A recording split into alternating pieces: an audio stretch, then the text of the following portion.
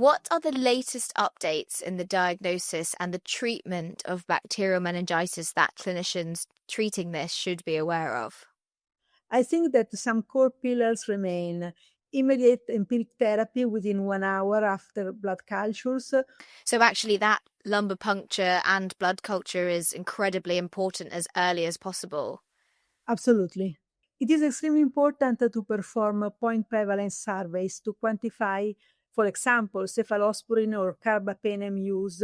Welcome back to part 2 of our deep dive series. I'm Dr. Saranya Ravindran and we're continuing our conversation with today's guest. Let's jump straight back in. So, Professor Esposito, you co-authored the 2016 ESCMID guideline on bacterial meningitis. What are the latest updates in the diagnosis and the treatment of bacterial meningitis that clinicians treating this should be aware of?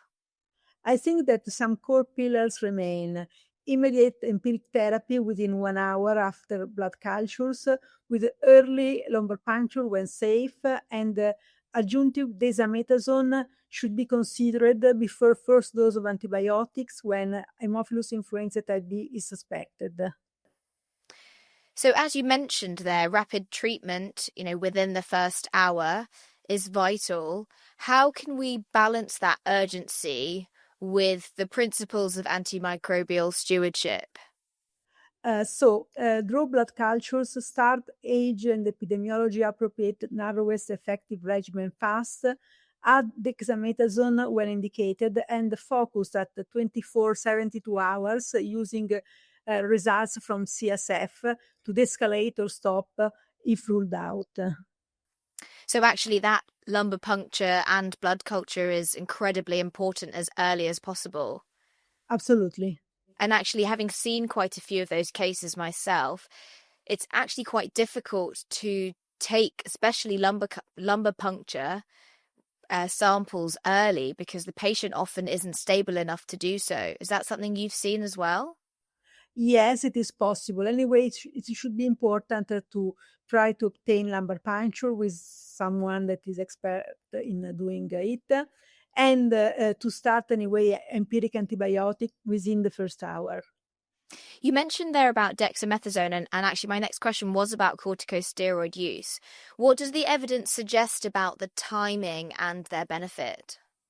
It is extremely important to use it in the case of Haemophilus influenzae type B when it is suspected to reduce hearing outcomes. There is less evidence for pneumococci and no evidence for meningococci. Anyway, if antibiotics already given, benefit wanes. Okay. So in your experience, how often do we overuse broad spectrum antibiotics like the third generation cephalosporins in CNS infections?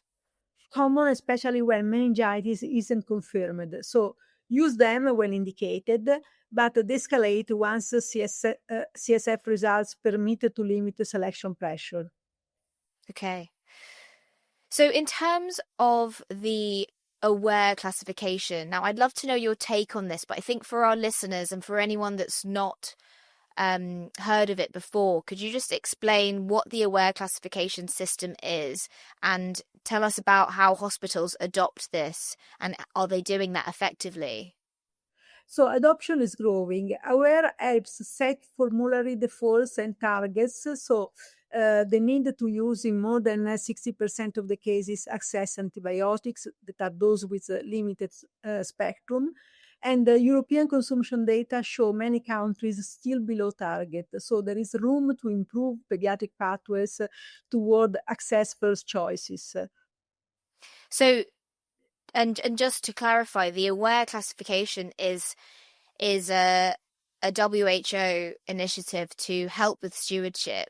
Am I right? So each Absolutely, yes. Each of the antibiotics are classed into access, which means we can use them or they might be first line, or watch, which might be that they could still be used but there is some evidence about resistance, and others which are classified as reserve, which then means that you might not want to use those as incidence of resistance is higher. Yes, we can do some example. Access drugs are for example, amoxicillin and penicillin. Watch drugs are macrolides, third-generation cephalosporins. Reserves are drugs like linezolid, carbapenems. Why it matters in pediatrics? Because it makes prescribing choices more deliberate, starting with access where possible. It allows hospital and health system to track antibiotic patterns and set stewardship targets. And in children, aligning with AWARE can help reduce unnecessary exposure to broad spectrum or last line antibiotics, preserving their effectiveness for the future. Okay, thank you for clarifying that. So what specific resistant patterns then have you seen emerging in meningitis causing pathogens over the past 5 years? Regarding the Neisseria meningitis, we can say that there is a rise in penicillin ciprofloxacin resistance in some serogroups. Regarding streptopneumonia, there is penicillin non-susceptibility in some cases. Ceftriaxone resistance remains uncommon, but it should be monitored. And in terms of Haemophilus influenzae, beta-lactamase producers remain common. I'm interested to hear you say about ceftriaxone because it's something that I use on a daily basis and I'm prescribing it sometimes multiple times, especially in those under 3-month-old infants that present with a fever. This is absolutely true. It is very important to be careful to these issues. So you've done work on point prevalence surveys. How can hospitals use their own data to refine meningitis protocols and reduce unnecessary exposure to those reserve antibiotics that might be associated with higher risk of resistance? It is extremely important to perform point prevalence surveys to quantify, for example, cephalosporin or carbapenem use, and to add indication-linked audit and build tables from your own cultures to justify narrower first-line choices and shortened durations. And that's a wrap on part 2. Thanks for tuning in. We'll see you in the final part of this series.